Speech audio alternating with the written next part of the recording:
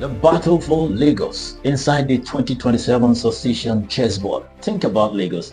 It is not just a city, it is a financial behemoth. With a population north of 21 million and a GDP that overshadows several sovereign African nations, Lagos is the undisputed economic engine of Nigeria, by extension, West Africa.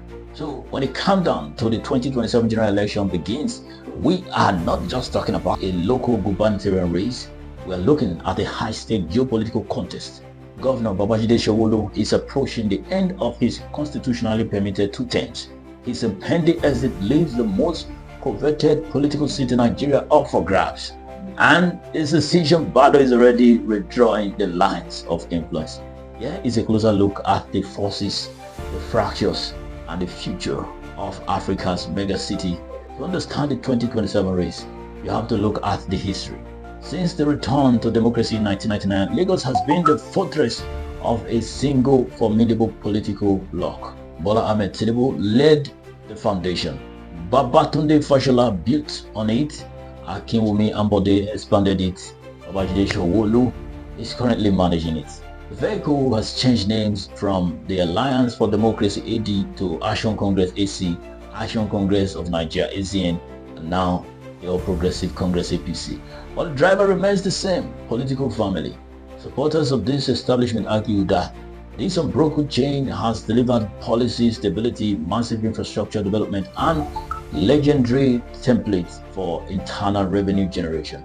But critics ask a different question: at what cost? They point to a stable internal democracy and the outsized influence of political godfathers.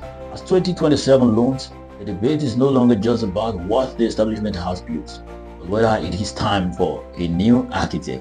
While Lagos matters to the nation, we cannot view the Lagos election in a vacuum. Through the Nigerian lenses, Lagos is the ultimate microcosm of the country's broader geopolitical struggle. Whoever controls Alausa, the seat of the state government, controls the war chess that routinely influence national politics. We saw this play out when the Lagos blueprint served as the springboard for the current presidency. Consequently, the 2027 secession is not just a local affair for Lagosians, it is a critical proxy battle for national power bloc in Abuja and across the 6 geopolitical zones. The demographic of Lagos reflects the entirety of Nigeria, the melting pot of ethnicities, young urban professionals, and a massive informal sector. How this group votes in Lagos often signals the shifting political temperature of the entire nation. The emerging battleground as the chessboard is set. Several fault lines are emerging. This will dictate the 2027 outcome.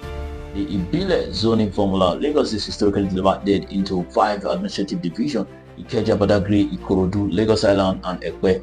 The unwritten rule of rational power is sparking intense internal lobbying. Lagos West, Ikeja, had its turn with Tinubu. Lagos Central had Fashola, and now Sanwo-Olu. Ekpe had Ambode. And the demand for inclusion and fairness from the historical marginalized division, particularly Ikorodu and Badagry, are growing louder. Will the establishment honor zoning, or will political expediency win out? The youth and the opposition. The 2023 election proved that the traditional power structures are not invincible. The surge of young, urban voters completely disrupt the status quo, showing that grassroots mobilization fueled by economic frustration and digital activism can challenge the establishment. Figures like the Labour Party, Badabode, Rose, Rivers, and others have already signaled their intent to run for 2027, promising a fiercely contested ballot rather than a coronation. The insider threats, even within the ruling party, whispers of ambitions are turning into overripe posturing. Technocrats are leaning on their resumes, while grassroots mobilizers are facing their street credibility. The ultimate question is who holds the final veto: the sitting governor, the party elders, or the electorate. The verdict: the race for Lagos in 2027 is a clash between the comforts of continuity and the demand for destruction. It is a test of whether the traditional patron-client network can survive the demographic shift of a younger, increasingly demanding electorate who wants solutions to gridlock, housing, and the soaring cost of living. Lagos does not just set trend in fashion and music, it set the political tempo for Nigeria. The outcome of this election either validates the durability of Africa's most successful political machine or announce the arrival of a brand new political order. To the 21 million residents of this mega city and to the millions of more watching across the Federation, the future of Lagos is too valuable to be left entirely to backroom negotiation and political godfathers.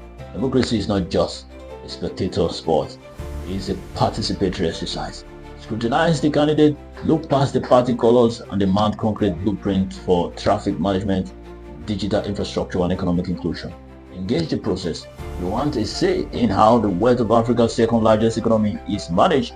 Your outrage on social media must translate to a permanent voter's card PVC in your hand. Do not just watch the chessboard, be the player. Prepare for 2027. Rest my case on this one. I'm in the next one. Thank you for staying tuned.